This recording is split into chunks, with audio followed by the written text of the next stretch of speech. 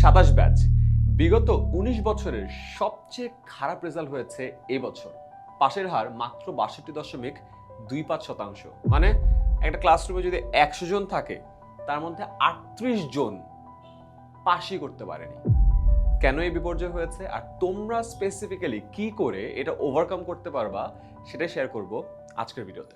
চলো শুরু করা যাক। আমরা যদি রেজাল্টটা একটু ব্রেকডাউন দেখি, তুমি দেখো পাশের হার 62.25%। আমি এই কারণে আজকে এ প্লাসের আগে পাশের কথা বলছি, তার কারণ হলো 1/3 থেকে বেশি স্টুডেন্ট এখন পাশই করতে পারছে না। So that's a big concern. পরীক্ষার্থী দেখো 18.5 লাখের বেশি, জিপিএ 5 পেয়েছে মাত্র 1,16,000। আমি এই বছরের খালি নাম্বার দেখালে তোমরা আসলে বুঝতে পারবা না যে জিনিসটা কতটা সিরিয়াস। আমি তোমাদেরকে একটা কম্প্যারিজন দেখাই। 2023 সাল থেকে দেখো পাশের হার দেখো 80%, তারপরে বছর 83%, তারপরে বছর 68, এই বছর 65। এই ধারা যদি অব্যাহত থাকে 2027 মানে তোমরা যারা পরীক্ষা দিচ্ছ এসসি 27 ব্যাচ, তোমাদের পাশের হার তো 60%-র নিচে চলে আসার কথা। অ্যান্ড তার থেকে ভয়ানক যে ব্যাপারটা সেটা হলো যারা ভালো স্টুডেন্ট আছো, কারণ আমরা সবসময় 10 মিনিট স্কুলের স্টুডেন্টদেরকে এ প্লাসের একটা লক্ষ্য রেখে তাদেরকে পড়াই, এ প্লাসের একটা লক্ষ্য রেখে তাদেরকে গাইডলাইন দিই, এ প্লাসের একটা লক্ষ্য রেখে তাদেরকে বলি তুমি এটা করো বা এটা করো না। সো এ প্লাসের লক্ষ্য যদি দেখো 1,83,000 23 সালে, তারপরে দেখো 1,82,000 কাছাকাছি। দেখো পাশের হার এ প্লাস কাছাকাছি। তারপর থেকে কিন্তু কমা শুরু করেছে 1,39,000। গত বছর যখন আমি এই সেম ব্রেকডাউন ভিডিওটা বানিয়েছিলাম তখন বলেছিলাম গত 18 বছরের সব থেকে খারাপ রেজাল্ট, এবার 19 বছরের সব থেকে খারাপ রেজাল্ট, বিকজ এরপরে এ প্লাসের সংখ্যা 1,39,000 থেকে 1,16,000 চলে আসছে। তার মানে এগেন সেম জিনিস যদি বজায় থাকে আগামী বছর তোমাদের পাশের হার 60%-র নিচে চলে আসার কথা, এটা প্রায় 1 লাখের নিচে চলে আসবে, যেটা বহু বছরে প্রথমবার হয়তো এমন একটা ঘটনা ঘটতে পারে যেখানে 1 লক্ষেরও কম মানুষ এ প্লাস পেয়েছে। তার মানে এসসি পরীক্ষা আগে আমরা যতটা ইজিলি ভাবতাম না যে আচ্ছা লাস্ট 3 মাস পরে ফাটায় ফেলবো, লাস্ট 1 মাস পরে ফাটায় ফেলবো, ওয়ান শট ভিডিও দেখে ফাটায় ফেলবো, এইটার এখন হচ্ছে না। পরীক্ষার কোয়েশ্চেন টাফ হয়ে যাচ্ছে, পরীক্ষায় গ্রেস মার্ক দিচ্ছে না, পরীক্ষার জাস্ট একটা যারা ভালো স্টুডেন্ট খারাপ করার কারণে ফুল এ প্লাস মিস যেতে পারে। আর ফেলের কথা নাই বললাম, ফেলের কথা থেকে একটা ইন্টারেস্টিং জিনিস দেখায় এবছরও বিগত সব বছরের মতো ইংলিশ আর ম্যাথসে সব থেকে বেশি স্টুডেন্ট ফেল করেছে।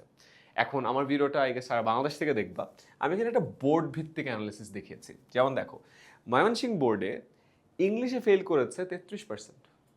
তার মানে জ্ঞান 100 জনের মধ্যে 33 জন, 1/3 ইংলিশেই ফেল করেছে, বাদ একটা সাবজেক্টেই বাদ। এবং ওই সেম স্টুডেন্ট দেখো 30% ম্যাথসে ফেল করেছে। সো তুমি যদি এই বোর্ডগুলোর অংশ হয়ে থাকো, তোমাদের বোর্ডের হিস্টোরিক্যালি ইংলিশের অবস্থা কিন্তু অনেক খারাপ। ময়মনসিংহ, সিলেট, বরিশাল, যশোর, চট্টগ্রাম, দিনাজপুর, রাজশাহী ইংলিশের অবস্থা খুবই খারাপ। সেমভাবে দেখো তুমি যদি ম্যাথসের এই বোর্ডগুলো, এই দুটো বোর্ড অথবা এই দুটো বোর্ড হও, মানে কি টেকনিক্যাল এডুকেশন মাদ্রাসা থেকে যদি হও, ম্যাথসে দেখো ফেলের রেট খুবই হাই। এরপরে যদি দেখো রাজশাহী, দিনাজপুর ফেলের রেট খুবই হাই, অথবা ময়মনসিংহ, সিলেট, বরিশাল ম্যাথসে ফেলের রেট খুবই হাই। কেন আমি ইংলিশ আর ম্যাথকে স্পেসিফিক্যালি মেনশন করলাম, তার কারণ হলো সারা বাংলাদেশের স্ট্যাটিস্টিক্স যদি আমরা একখানে করি তাহলে দেখব প্রতি বছরের মতো এবারও ইংলিশ ম্যাথে সব থেকে বেশি ফেল করেছে, এবং এটার কারণে ফেলের রেট আগের থেকে আরও বেড়ে গেছে। এখন আসো, এই যে দেশব্যাপী এটা একটা বিপর্যয়ের মতো মনে হচ্ছে, এটা কি একটা অ্যানোমালি? এটাতে দোষ কার? আদৌ কি কারো দোষ আছে? তো এই জিনিসটা আমরা অ্যানালাইজ যদি করি তাহলে দেখব যে আমাদের এই প্রিপারেশনটা অনেক বেশি পরীক্ষামুখী হয়ে গেছে। কেন? বিকজ আমরা শুধুমাত্র পরীক্ষায় ভালো করার জন্য সাজেশন ভিত্তিক খুবই স্পেসিফিক পড়ালেখা করি, এবং এইটার কারণে আমাদের কনসেপ্ট বেস যে লার্নিংটা আছে সেটা অনেক কম। কনসেপ্ট বেস লার্নিং মানে কি? বেসিক ফাউন্ডেশন এটা অনেক উইক। কি হয়, একটা বড় বিল্ডিং বানাবা, লেটস সে 20 তলা, এটার ফাউন্ডেশনও কিন্তু অনেক লম্বা হয়। ইমাজিন 20 তলা বিল্ডিংয়ের ফাউন্ডেশন মাত্র এতটুকু, হালকা ঝড়ো বাতাস যদি এদিক থেকে এদিকে আসে বিল্ডিংটা উল্টে পড়ে যাবে না? সেম অবস্থা হচ্ছে। হালকা ঝড়ো বাতাসের জায়গায় হালকা ঝড়ো কোয়েশ্চেন পেপার, একটু টাফ এমসিকিউ, একটু টাফ সিকিউ, একটু ঘুরায় আসা সিকিউ, অ্যান্ড তুমি জাস্ট উল্টায় পড়ছো। তার কারণ হলো তোমার ফাউন্ডেশন অনেক ছোট। এবং পুরোপুরি সাজেশন ভিত্তিক খালি পরীক্ষামুখী প্রিপারেশন নিয়েছো, সো হালকা ডানে বামে কোয়েশ্চেন, একটা পেপার একটু টাফ কোয়েশ্চেন, আমাদের এ প্লাস মিস হয়ে যাচ্ছে। আর যাদের নর্মাল প্রিপারেশন, ওদের পাস ফেলের একটা টানাটানি লেগে যাচ্ছে। নেক্সট, কোভিড হয়ে যাওয়ার পরে 2021 যখন কোভিড হলো, তোমাদের স্কুল বন্ধ ছিল, স্কুল হয় নাই।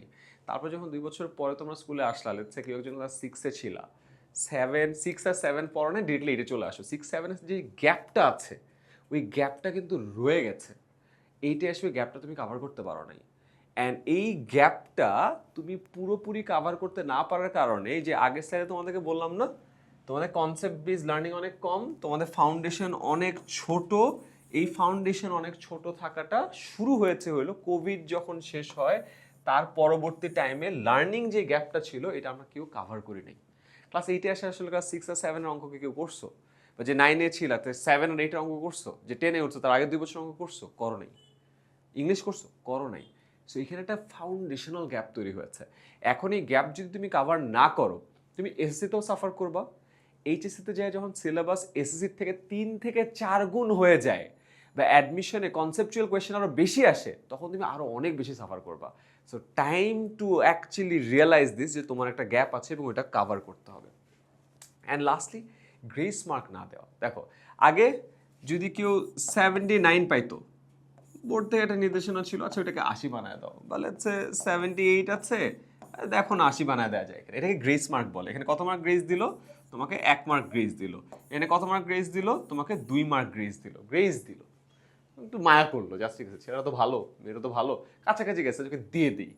এখন কিন্তু বিগত বছরেও আমরা দেখেছি এসসি 25-এর ক্ষেত্রে যে গ্রেস মার্কের সিস্টেমটা আর অব্যাহত নাই। এই বছর গ্রেস মার্ক দেওয়া হচ্ছে না। গ্রেস মার্ক যখন না থাকে, এই যে রিজিয়ন 77, 78, 79 রিজিয়নের যারা স্টুডেন্ট আছে, এখানে একটা বিশাল স্টুডেন্ট আছে, তারা এ প্লাস পাইতে পাইতে মিস করে ফেলে, যেটা আগে পেয়ে যেত, এখন আর পায় না। সেম জিনিস পাশ ফেলের ক্ষেত্রেও প্রযোজ্য, যে গ্রেস মার্ক আর দেয়া হচ্ছে না, তো তোমাকে তোমার মার্কটা আদায় করে নিতে হবে, নিজের থেকে আর্ন করে নিতে হবে। So be very serious for that. এখন সিম্পল কোয়েশ্চেন, যারা এসি 27 ব্যাচ অথবা 28 ব্যাচ, 2 ব্যাচের জন্যই বলছি, বা স্পেসিফিক্যালি 27 ব্যাচ, তোমাদের পরীক্ষা আগামী বছর মার্চে হবে, একটু পিছাইছে, বাট ভাইবো না, অনেক সময় আছে, ঠিক আছে? সো তোমাদের জন্য করণীয় কি কি? দেখো, 1 নাম্বার, বেসিক মজবুত করতে হবে। বললাম না, পরীক্ষামুখী পড়াশোনা কমাইতে হবে, তোমাদের কনসেপ্ট বেস লার্নিং বাড়াইতে হবে। কোভিড পরবর্তী একটা লার্নিং গ্যাপ হয়েছে, ওই গ্যাপটা ফিল আপ করতে হবে। তো তোমাদের ফার্স্ট কাজ, তোমার বেসিকে যে ঝামেলাগুলো আছে, সব থেকে বেশি ফেল করে কিসে? আমরা একটু আগে স্ট্যাটস দেখেছিলাম, ম্যাথসে, এরপরে ইংলিশে ফেল করে সব থেকে বেশি। এবং এই দুইটারই বেসিকে আমরা সব থেকে বেশি নড়বড়ে। যদি বেসিক নড়বড়ে থাকে, বেসিকটাকে ঠিক করতে হবে, না হলে ফেলের রেট কিন্তু আগামী বছরে সেমই থাকবে, প্রতি বছর আমরা একই অবস্থা দেখি। তুমি ওই কাতারে যোগ দিও না। নেক্সট, প্রতিদিন পরীক্ষা দিতে হবে। আমরা 10 মিনিট স্কুলে অনলাইন ব্যাচে প্রতিদিন ক্লাসের সাথে ডেলি এমসিকিউ হয়। কেন? প্রতিদিন তোমাকে আমি রিয়েলাইজেশন দিতে চাই যে তোমার অবস্থা কোথায় আছে। তুমি কি নিজেকে ভাবছো এ প্লাস পাবা, নাকি তোমার অবস্থা ফেলের কাতারে? এই জিনিসের রিয়েলাইজেশন যদি তোমার প্রতিদিন হয়, প্রতিদিন তোমার ওই দিনের পড়া শেষ করার একটা আগ্রহ থাকবে। পরের দিনের পরীক্ষা যখন আসবে, এই কথা চিন্তা থাকবে, তোমার সিরিয়াসনেস বাড়বে। যদি তুমি প্রতিদিন পরীক্ষা না দাও, 6 মাসে একবার দাও, ধাক্কা এমন খাবা 6 মাস পরে, তখন আর কিছু মতিগতি খুঁজে পাবা না। তো যত রেগুলারলি পরীক্ষা দিবা, পরীক্ষার ফ্রিকোয়েন্সি যত বাড়াবা, তত তাড়াতাড়ি রিয়েলাইজেশন হবে, তত তাড়াতাড়ি তুমি তোমার পরীক্ষার গ্যাপগুলো কাভার করতে পারবা। So this is very important. Alright, এরপর হলো টাইম ম্যানেজমেন্ট। দেখো, এবছর যখন পরীক্ষা হচ্ছিল, আমরা প্রতিটা পরীক্ষার পর তো আমরা বিভিন্ন জায়গায় যাই, পরীক্ষার হলে যাই, স্টুডেন্টদের সাথে কথা বলি, পরীক্ষার পরে প্রশ্ন সমাধান করি, তারপরে তার প্রশ্ন সমাধানের উত্তর দিই, তখন তাদের সাথে কথা হয়। সব জায়গায় একটা জিনিস দেখেছি যে তারা টাইম ম্যানেজমেন্টে খুব প্রেশার খায়। এগেন কেন? ডেলি পরীক্ষা দেয় না, পরীক্ষা দিতে কেমন টাইম লাগে, কেমন টাইম নেওয়া উচিত, তার নিজের অবস্থান কোথায়, এইটার ব্যাপারে তার কোনো ধারণাই নাই। এই কারণে পরীক্ষার হলে যে টাইম ম্যানেজমেন্টে বিশাল ঝামেলা করে আসে, অ্যান্ড দেখা যায় যে জিনিসটা পারা ছিল, তাও লিখে আসতে পারে নাই। এমসিকিউ পারা ছিল, বাসায় এসে দেখছে হাই এটা আমি পারি, আমি সময় কুলাইতে পারি নাই। তুমি যত পরীক্ষা দিবা, তত তোমার টাইমটা নিজের একটা কন্ট্রোল চলে আসবে। ইমাজিন অলিম্পিক্সের যারা অ্যাথলেট আছে, সুইমার্স, রানার্স, যে কোনো, তারা একদম মিলি সেকেন্ড, মাইক্রো সেকেন্ডে নিজেদের টাইমিংটা জানে। কেন? বিকজ ওরা এতবার প্র্যাকটিস করছে, ওরা জানে আমি এত সেকেন্ড এত মাইক্রো সেকেন্ডে শেষ করব।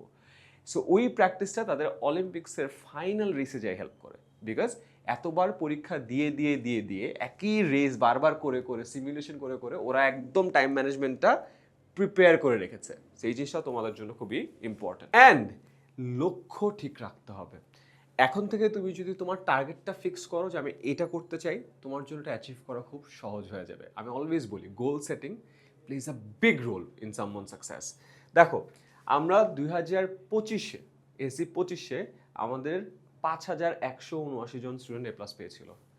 দেন 26-এ যে বছর যেটা গেল, যেটার স্মরণকালের 19 বছরের সব থেকে ভয়াবহতম রেজাল্ট, তাও আমাদের 8514 জন স্টুডেন্ট A+ পেয়েছে। যাদের নিয়ে আমরা একটা বিশাল কৃতি শিক্ষার্থী সংবর্ধনা করছি, একটা মেগা সারপ্রাইজ আছে, তোমরা কিছুদিন পরে দেখবা, দেখো কোথায় হচ্ছে। অ্যান্ড এসি 27 ব্যাচ তোমাদের নিয়ে আমাদের টার্গেট হলো অ্যাটলিস্ট 10,000 স্টুডেন্ট আমাদের A+ পাবে ইনশাল্লাহ। আমি যদি দেখি 5 থেকে 8, 8 থেকে 10 হওয়ারই কথা। 10 মিনিট স্কুল থেকে 10, এটা নাম্বারটা আমাদের জন্য মনে হয় লাকি। অ্যান্ড এটা করার জন্য তোমাদের অলরেডি শেষ মুহূর্তের প্রস্তুতি কোর্স যেটা আছে এসি 27 ব্যাচের, ওটা লঞ্চ হয়ে গেছে। তুমি যদি সায়েন্সের স্টুডেন্ট হও, বিজ্ঞান বিভাগের বান্ডেলে জয়েন করবা। তুমি যদি ব্যবসা শিক্ষা হও, ব্যবসা শিক্ষার বান্ডেল আছে। তুমি হিউম্যানিটিজের হলে তোমার হিউম্যানিটিজের বান্ডেল আছে। আবার আমাদের একটা শুধুমাত্র আলাদা একটা আছে, যেখানে বাংলা, ইংলিশ আর গণিতটা আছে। ঠিক আছে, বাংলা, ইংলিশ, আইসিটি এবং গণিত আছে, BEIM। এই যে কোর্সটা আছে শেষ মুহূর্তের কোর্স, এই কোর্স থেকে কিন্তু আমাদের এত স্টুডেন্ট A+ পাচ্ছে এবং ইনশাল্লাহ এবছর 10,000 স্টুডেন্ট A+ পাবে। বড় এইটা না, আমরা এবার স্টেডিয়ামে করব, আরও বড় করে গ্র্যান্ড সেলিব্রেশন হবে। আমি চাই আগামী বছর তোমরা আমাদের সাথে এই গ্র্যান্ড সেলিব্রেশনের পার্ট হও। এবং এই কোর্সে কি আছে? এই কোর্সে আমাদের যে টিচাররা বিগত কয়েক বছর ধরে শেষ মুহূর্তে প্রস্তুতি কোর্সে ছিল, তারা সবাই আছে। ম্যাথ ইংলিশের কথা বললাম না, ম্যাথসের ঢাকা ভার্সিটির আদিত্য ভাইয়া আছে, ইংলিশে ঢাকা ভার্সিটিতে দুর্জয় ভাইয়া আছে, যারা তোমাদের অলরেডি অনেক দিন ধরে ক্লাস দিচ্ছে। তারা তোমাদের ম্যাথ ইংলিশে যে ফাউন্ডেশনাল ভয়টা আছে সেটা ক্লিয়ার করে দিবে। রেগুলার লাইভ ক্লাস হবে। লাইভ ক্লাস যদি কোনো কারণে মিস করো, তোমার রেকর্ডেড ভিডিওস থাকবে, আর্কাইভ ক্লাসও থাকবে। সো তুমি তোমার নিজের পেস অনুযায়ী পুরোপুরি জিনিসপত্রগুলো শেষ করতে পারো। ক্লাসের যে টিচারের স্লাইড আছে, যেমন আজকে এটা স্লাইড ছিল না আমার, দাগানো স্লাইডটা তোমাদেরকে দিয়ে দেওয়া হবে। সো দ্যাট যে ক্লাসটা করছো এটার জন্য রিভিশন দেওয়া তোমাদের জন্য খুব সহজ হয়।